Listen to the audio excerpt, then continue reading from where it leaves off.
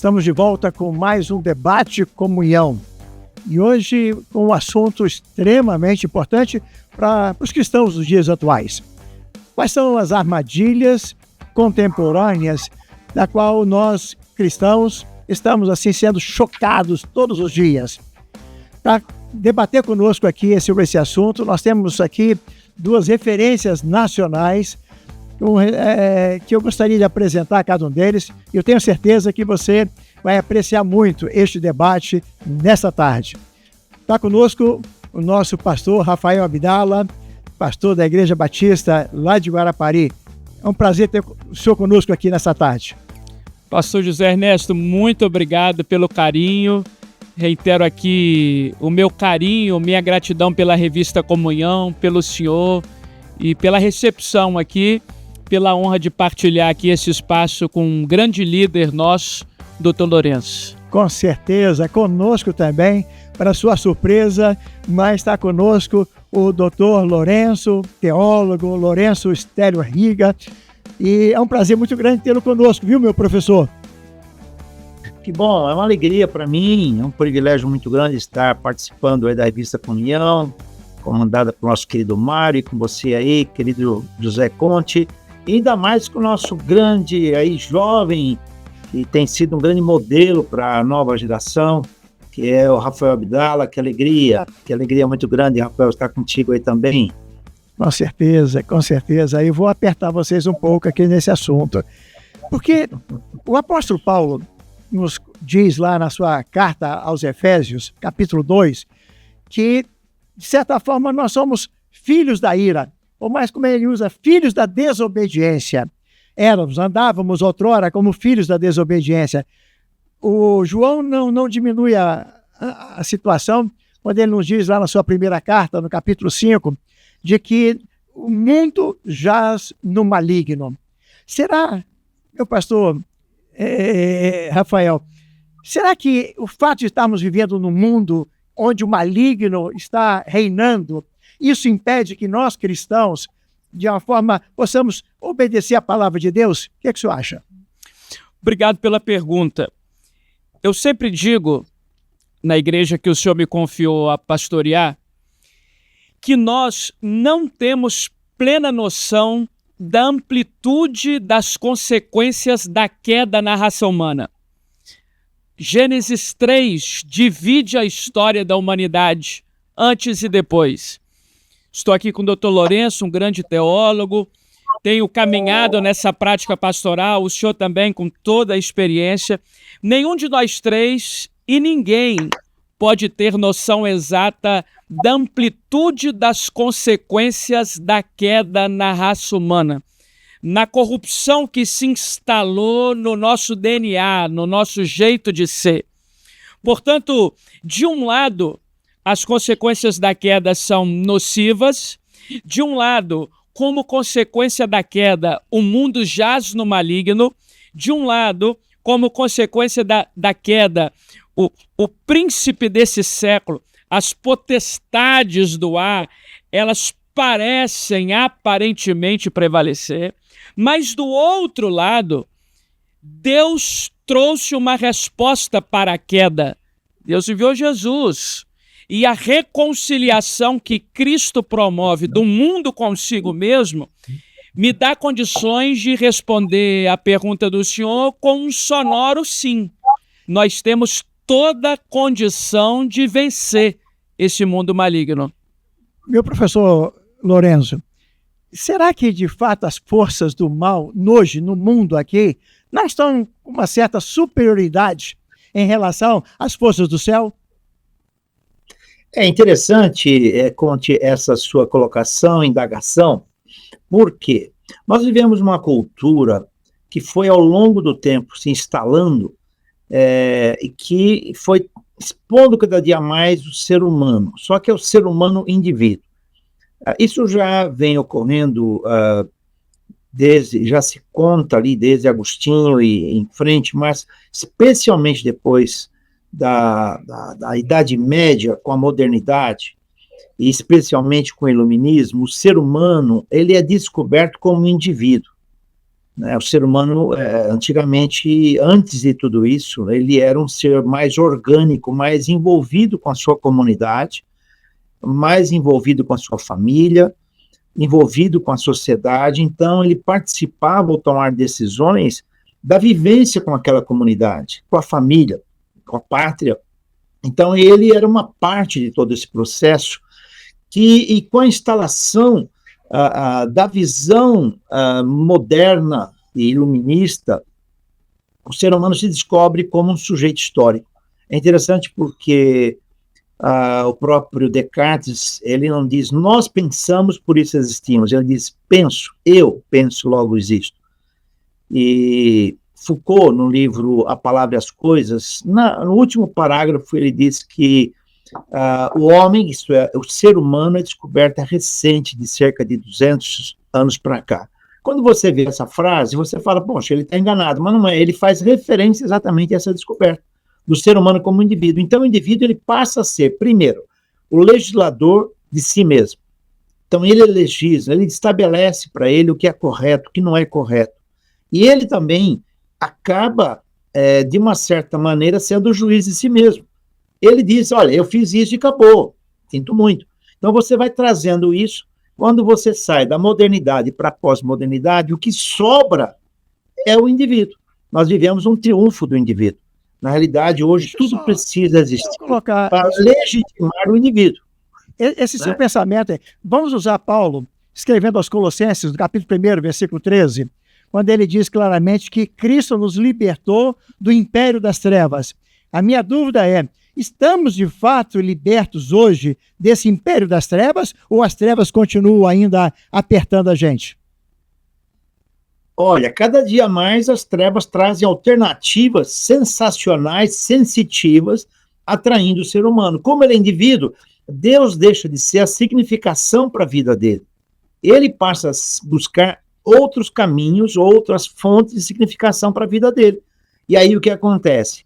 As trevas, nesse sentido, têm um espaço muito maior, muito grande, com alternativas outras, porque o temor a Deus, o seguir princípios e valores que são estabelecidos lá na criação, Rafael disse bem, que Gênesis 3 faz traz a linha divisória, você, antes disso, tem o plano da criação. O ser humano não quer nem saber disso hoje. O cristão, ao ser salvo, ele, na realidade, acaba se seduzindo com este mundo e tenta modelar um Deus que traga o benefício para a sua própria vida.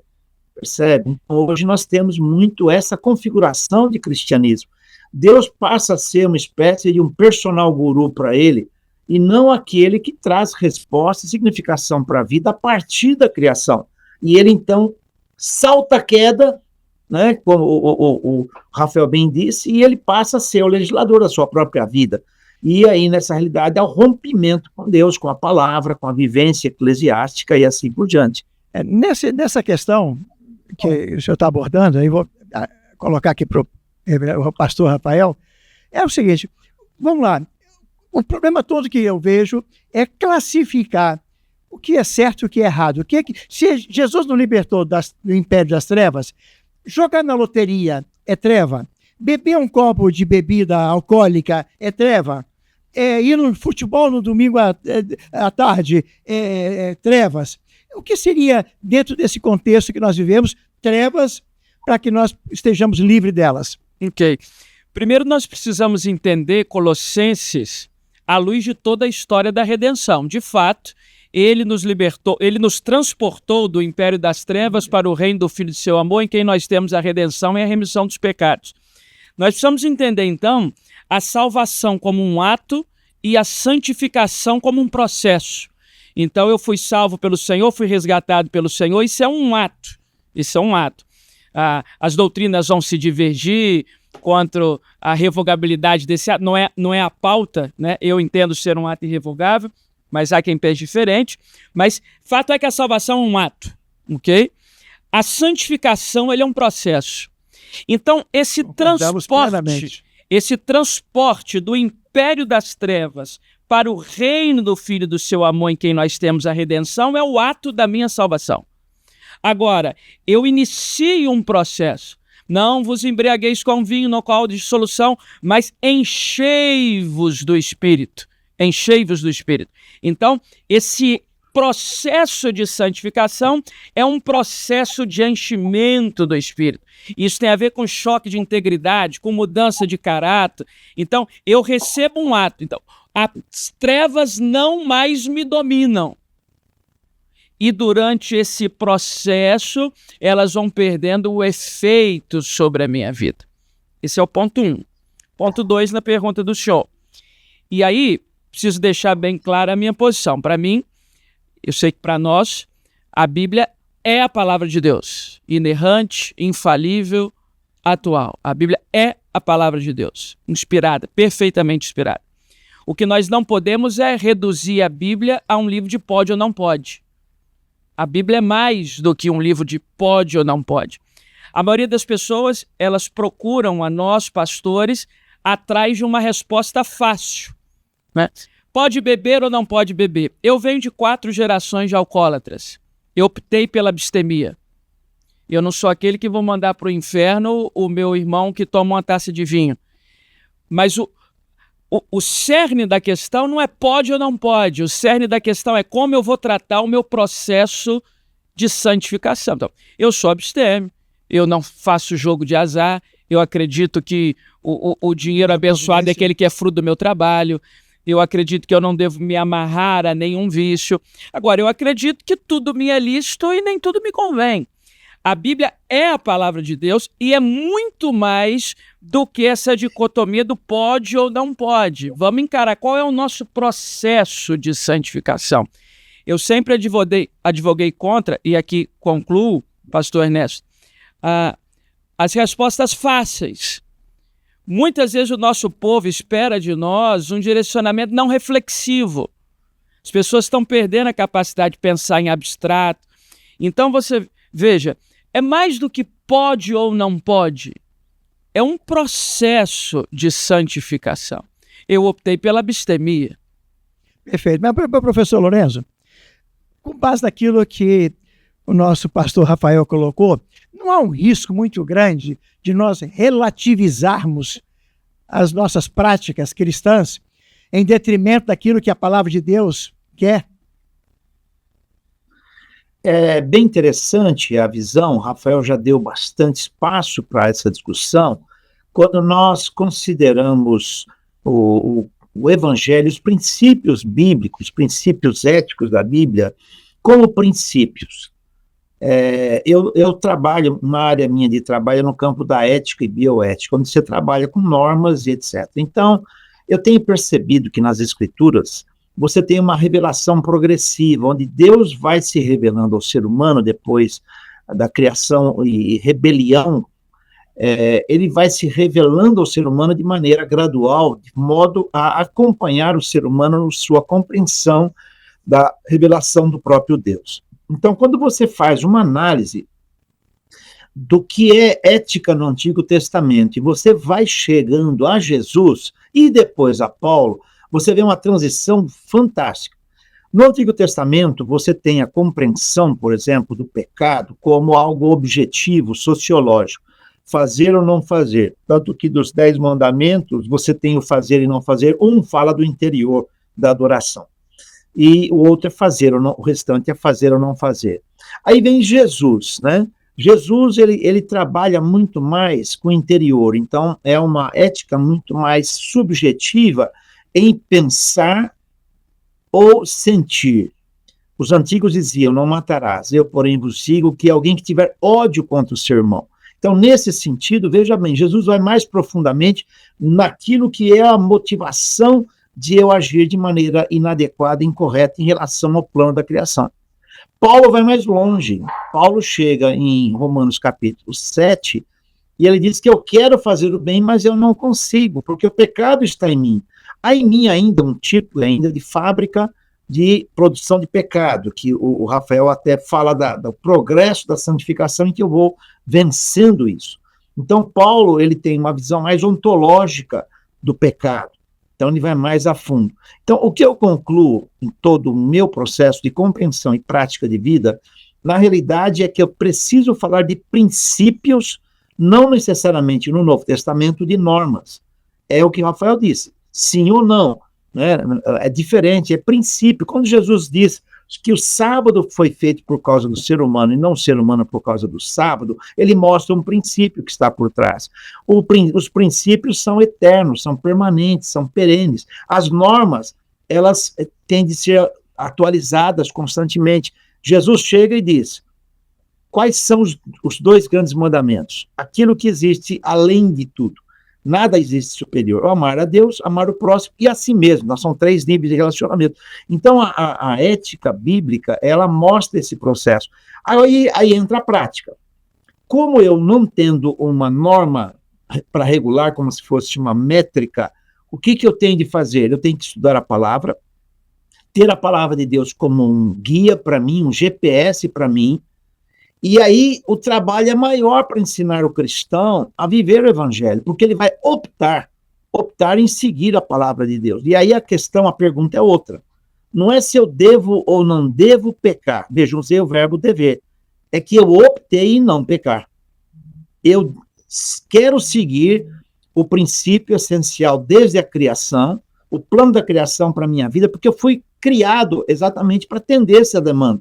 Deus é o meu criador. Ao atender a demanda do plano da criação, eu estarei seguindo os princípios essenciais que levarão minha vida a ter razão de existência, percebe? Vou dar um exemplo prático. Posso comer carne gordurosa, muita gordura? Pode, sem dúvida nenhuma. Veja, eu estou falando em dever ou não dever. Agora, o corpo foi criado por Deus para atender a uma certa demanda e o nosso sistema metabólico não dá conta de absorver toda a gordura. Então, há um limite que Deus estabeleceu na própria criação. Posso ficar sem dormir? Pode, mas nosso sistema mental, cerebral, não vai ter suporte. Posso tomar muito cafezinho? Tudo bem, posso, mas a cafeína traz prejuízo para mim, percebe? Posso, sei lá, fazer mais coisas. Por isso que Paulo disse, e Rafael já citou, 1 Coríntios 6,12, tudo é lícito, mas nem tudo convém, quer dizer, nem tudo está compatível com a nossa característica de ser humano. Quando eu sou salvo por Jesus, aceito o evangelho, me arrependo, significa o seguinte: a partir daquele momento, eu tenho que voltar a minha vida ao plano da criação e a partir dali retornar. Por que Paulo fala em 2 Coríntios 5,17, que se alguém está em Cristo, é nova criação? No grego, a palavra é criação. É uma nova criação, um novo ser. Aliás, a igreja, quando ela tem consciência de que ela é a nova humanidade, aí nós passamos a deixar de valorizar o individualismo, valorizamos o indivíduo e valorizamos a palavra de Deus como o nosso Waze, para que possamos ter condições de encontrar os caminhos que foram estabelecidos por Deus para a nossa criação. Essas são as especificações. Se eu ligo um aparelho de 110, 220, queima. Se eu pego o ser humano que tem um limite de comer gordura e come demais, estraga, percebe? Então, tudo é lícito, nem tudo convém, tudo é lícito, não me deixarei dominar por nada. Tudo é lícito, mas em tudo convém, tudo é lícito, mas nem tudo edifica. Por quê? Porque não volta ao plano da criação. Então, o princípio é esse. Eu entendo. Agora, eu fico meio preocupado, meu pastor Rafael, quando a explicação teológica está perfeita. Assinaria embaixo. Quem sou eu, né? Mas, de fato, é aquilo que cremos. Mas você não percebe que isso cria uma certa armadilha? Vou dar um exemplo aqui que aconteceu no último debate. Tá? Nós estamos aqui com o médico e o médico diz o seguinte, que tem pessoas que fumam um baseado de maconha e não sente nada. Mas tem pessoas que fumam meio, só dá uma tragada, já fica... Então, há limite para tudo. É o que nós estávamos falando ali agora. Tá? Isso seria, vamos lá, do ponto de vista cristão, não me permitiria, por exemplo, eu posso tomar um copo de cerveja, qual o problema? Eu posso ir no motel, eu poderia trair minha esposa, porque é uma vez só. Eu não poderia criar, assim, uma certa armadilha processual de cada um de nós dentro da área cristã? Eu sinto muito conforto em responder essa pergunta. Eu costumo fugir dos rótulos. Eu acho que os rótulos são prova do reducionismo intelectual da sociedade que a gente vive. mas buscando fugir e às vezes não conseguindo, sob esse ponto de vista, eu me considero absolutamente conservador. Esse é o meu estilo da praxis ministerial. Então, eu respondo isso com muita tranquilidade. Entendo que a sua fala não é opositora à fala do Dr. Lourenço. Pelo contrário, entendo que são complementares. Mas, para mim, eu tenho muito conforto em responder. Eu sou absolutamente contra a legalização das drogas. Para mim, ninguém deve ter o direito de fumar ou isso ou aquilo, ou não deveria, pelo menos. Eu sou abstêmio. Então, assim, sob o ponto de vista dos costumes, eu sou muito... Tá muito confortável para mim responder essa pergunta do irmão. Não bebo, não recomendo. Eu só quero entender bem que a fala do Dr. Lourenço não teve nada a ver com isso. Ele trouxe uma construção teológica que em momento nenhum defende essas posturas, né? Mas eu quero deixar só isso claro aqui. Não é isso, professor? Com certeza. Não, exato. O ponto é que, veja bem, aí eu tenho que compreender a medicina do corpo, saber os meus limites, e há um outro detalhe, tanto Conte quanto Rafael, que é o próximo. Se algo que eu vou fazer vai escandalizar o próximo, eu já estou transgredindo o segundo mandamento. Veja bem, se você olhar do ponto de vista da cultura bíblica e da cultura dos povos europeus, o beber o vinho ou uma bebida alcoólica em si não é um problema para eles em si.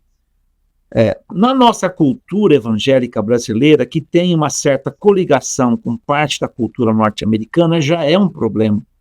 Então, eu posso dizer, é lícito, sim, mas eu tenho o meu próximo ao qual eu vou escandalizar. Se eu vou escandalizar o próximo, você veja, aí em ética é interessante porque você tem a chamada moral do duplo efeito, né? Eu vou seguir um princípio A, só que o princípio A interfere num princípio B. E nesse sentido eu tenho que encontrar uma linha que atenua esse efeito. E para atenuar o efeito, eu evitar a bebida alcoólica para com esse meu irmão. Agora, também, se eu beber a bebida alcoólica, suponhamos que eu estou na Europa, e eu acabo me viciando, ou me embriagando, a Bíblia então já mostra, nem tudo me convém, percebe? Por outro lado, aí vamos falar do cigarro, vamos lá, depois as drogas, o cigarro. Aonde que tem literatura médica que prova que o cigarro traz bem à saúde? Não existe, né? E quando eu falo aí das drogas, vamos falar da decisão recente do STF, sem medo de ser preso, né? Espero. Vamos fazer o seguinte, foi aprovada em 40 gramas, tá, mas tudo bem, tudo bem não, mas e aí, o que acontece? Se foram aprovadas 40 gramas de porte, alguém tem que vender. Esse alguém está coberto pela legislação, não está? Percebe? Esse é o dilema. E você... Eu fico curioso só numa coisa. Só um minutinho. Fica importante aí. Vamos lá. Existe alguma droga ou algum procedimento, alguma situação que, veja bem, nós poderíamos dizer que para o pastor Abdala é ruim, mas para o pastor José é bom. Existe alguma possibilidade de termos essa dicotomia de entendimento em determinada coisa? Veja bem, quando você fala em droga, Vou dar um exemplo. Sim. Eu espero que o Rafael Abdala não concorde comigo, mas faz de conta que ele não gosta de churrasco, de uma picanha argentina muito boa. E eu gosto de churrasco. Tá? Então, vamos lá. Qual seria o problema, se teológico ou cristão, se o pastor Rafael não aceitasse comer picanha e eu aceito? Isso criaria algum problema teológico, bíblico, no meio da comunidade? Vai criar uma dificuldade se ele se escandalizar. Agora, aí entra um outro detalhe. Quando alguém se escandaliza por ter fragilidade na fé. Nesse sentido, precisamos ajudar aquela pessoa a ter um fortalecimento na fé. Vou dar um exemplo pessoal. Conte, eu não sei quando que você deixou a sua barba crescer. Eu deixei minha barba crescer em 1979. Já era pastor naquela época. E era escandaloso.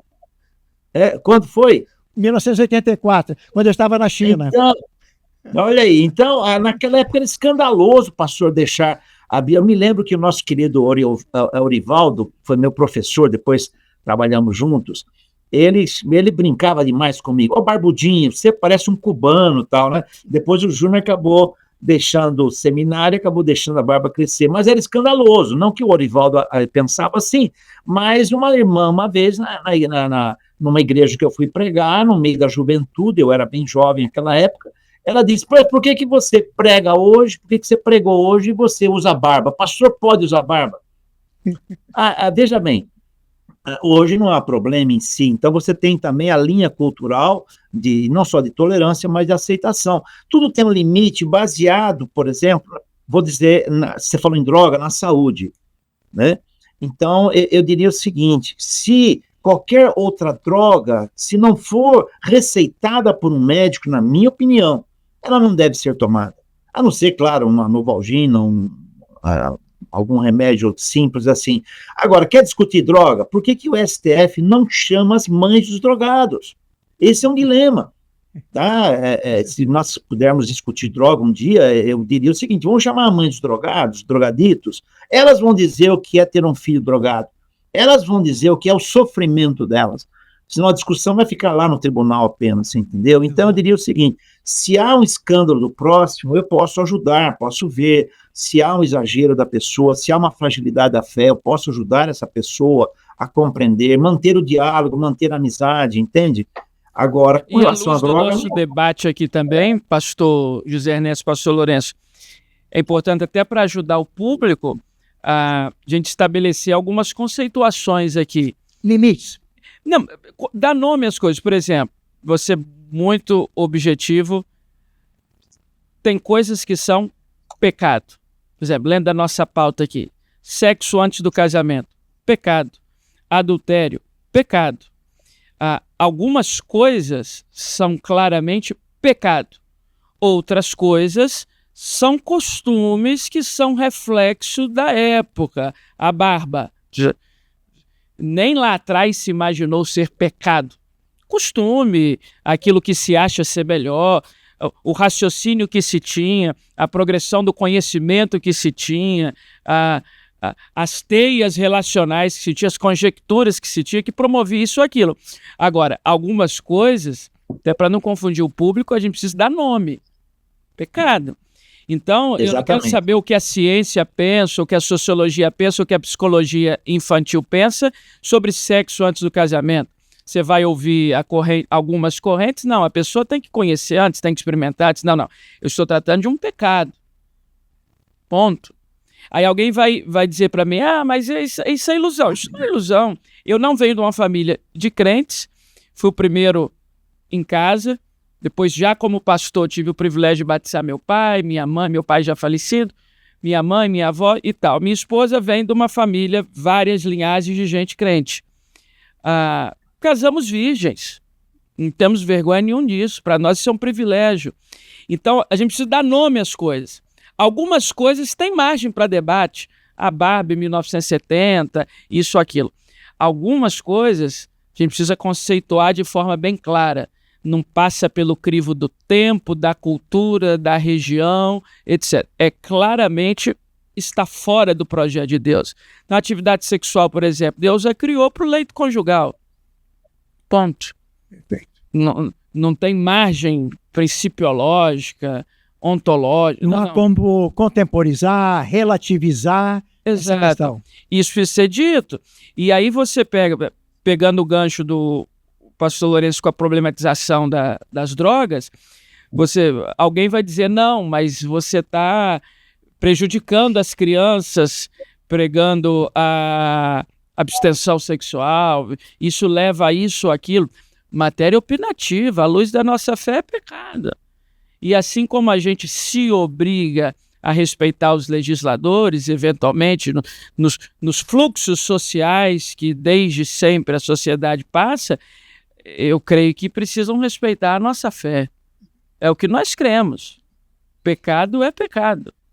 É aquilo que o apóstolo Paulo coloca em Romanos 14, daquilo que não são lícitos, Eu creio que é um padrão extremamente importante para nós. Sabemos o que diferenciar aquilo que é bom ou aquilo que não é bom.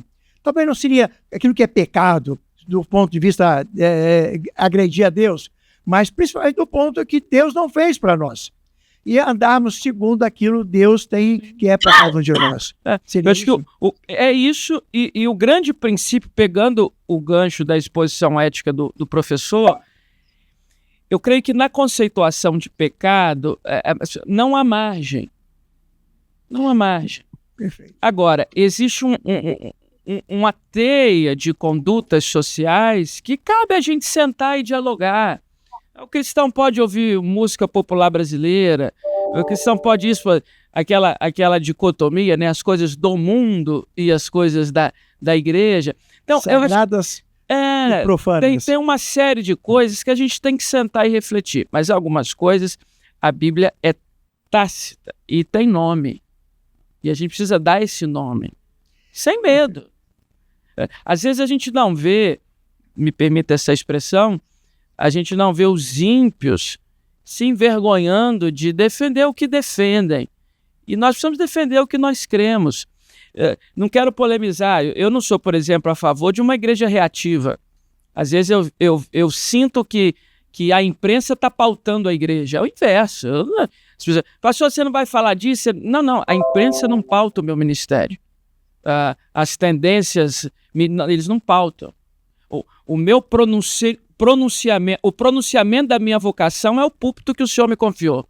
E eu doutrino o meu povo. Agora, a gente não pode entrar também numa onda reativa. Fulano fez isso. O que você pensa? Esses dias eu brinquei num ambiente, né, que a gente tem que criar o departamento da nota. A gente tem que dar nota para tudo. Não. A gente não pode se pautar pelo inconsciente coletivo, pela opinião pública. A igreja tem a pauta dela.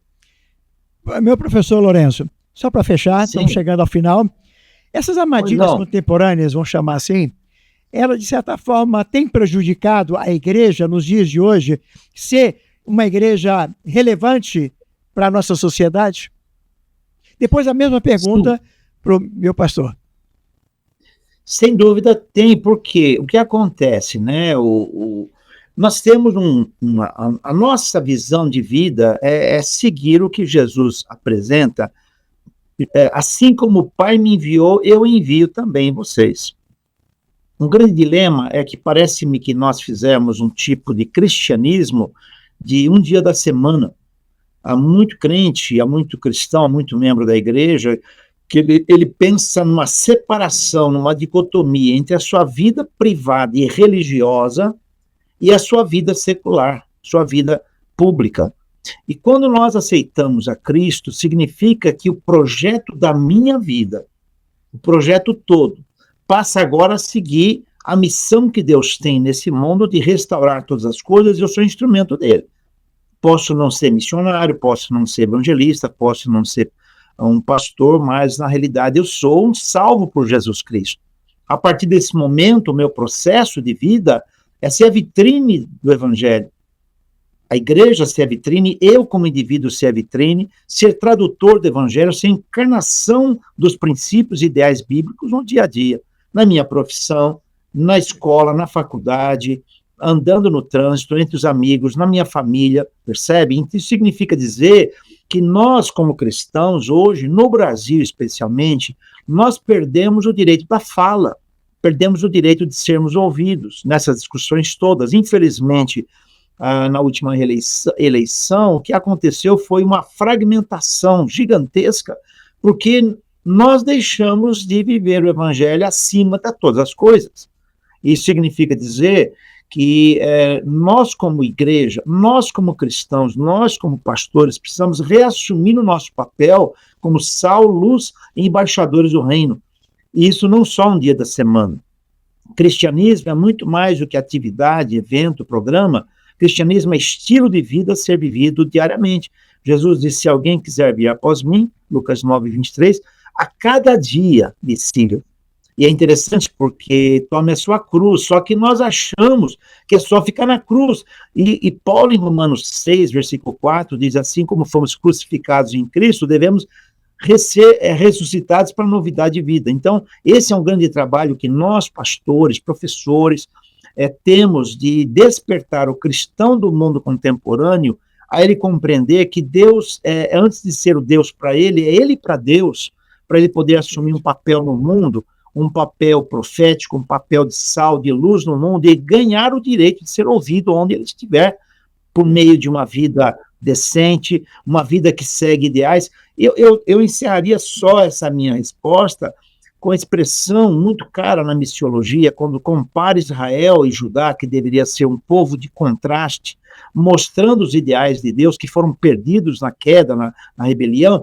Esse papel passa para a igreja, passa para nós, ser um povo de contraste, um povo que demonstra a lealdade, não só a Deus, mas lealdade aquilo tudo que Deus criou. Nossa vida é modelo, né? Então esse é o papel que eu acredito que nós temos diante de nós como desafio, levar a igreja a ser considerado, ou a se considerar, cada crente a se considerar como se fosse a mão de Deus, o representante de Deus onde ele estiver, com direito de fala, com direito de ser ouvido, percebe? E mostrando a realidade que foi perdida no Éden. Esse é o nosso papel como cristãos. Perfeito. Vamos passar a pergunta aqui.